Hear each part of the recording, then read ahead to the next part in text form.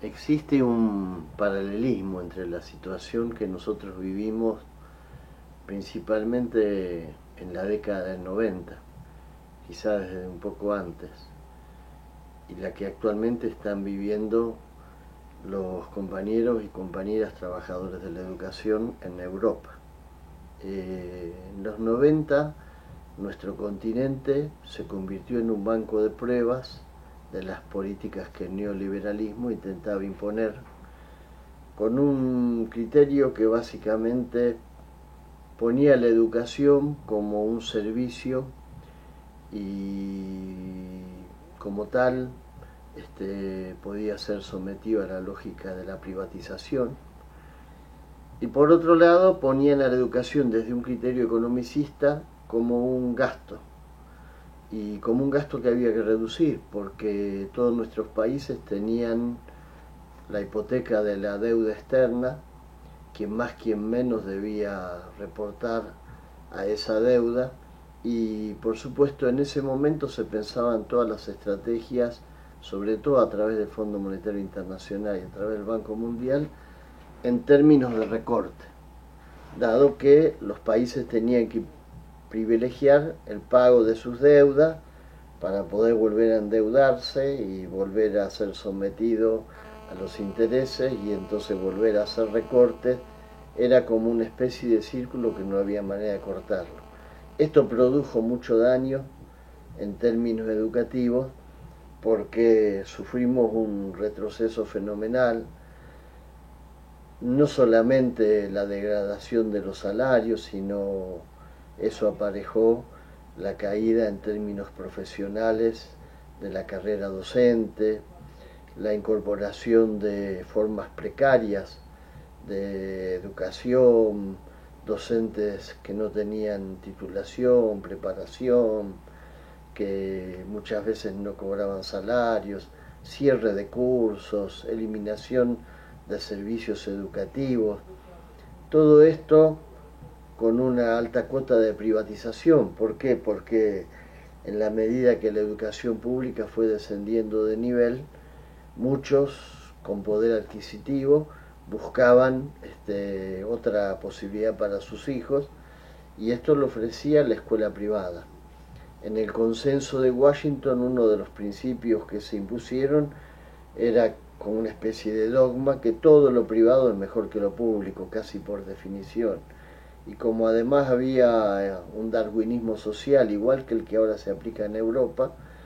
la cosa encajaba perfectamente dentro de una lógica en la que, bueno, quien quisiera un mejor servicio educativo y lo pudiera pagar, lo tenía a su alcance de la mano, y quien no lo pudiera hacer, entonces sí le quedaba a la escuela pública como un reservorio. Terminó siendo entonces la escuela pública el lugar para los pobres, para los desahuciados en términos sociales, o para los que ya tenían su biografía escrita de antemano ligada a un destino de pobreza y de exclusión social. Así que esta lógica que se aplicó en los 90, lamentablemente, hoy la estamos viendo aplicada a los países de Europa. Por supuesto que la destrucción del estado de bienestar social en Europa no está vinculada solamente a un tema de crisis económica, sino que yo creo que hay una búsqueda en términos ideológicos y políticos de liquidar lo que fue el último bastión de las conquistas de los trabajadores, si se quiere, y de generar una especie de planicie con carencia de derechos en todo el planeta. Lo que dicen los grupos empresarios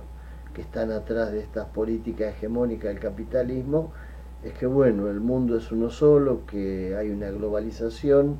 y que entonces no pueden haber regiones del planeta con pisos más altos de derechos y pisos más bajos, porque eso implica diferencias de costo laboral. Para los empresarios es una ecuación que simplemente remite a la incidencia del costo laboral y a la competencia en los términos del capitalismo. Para nosotros, trabajadores que queremos defender una cultura de convivencia, de solidaridad, y una tradición humanista, porque por eso somos docentes, o para eso somos docentes. Esto significa algo mucho más importante, es defender la posibilidad de construir un mundo mejor. Desde esa perspectiva nos sentimos no solamente solidarios con la lucha de los trabajadores y trabajadoras de educación de Europa, sentimos que es nuestra propia lucha. Por eso creo que hoy la Internacional de la Educación a nivel planetario tiene un gran desafío ante sí. Antes se pensaba que bueno, que había que ser solidario con las regiones pobres del planeta, y generalmente los programas de ayuda, las decisiones de los grandes congresos tenían que ver con ver cómo de alguna manera desde las regiones más opulentas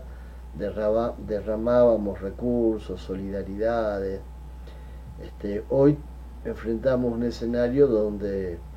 no vamos a decir que la relación se invierte, porque sería olvidarse de las horrendas condiciones de los africanos, de los asiáticos en el Medio Oriente, en América Latina, pero podemos decir que se ha emparejado mucho,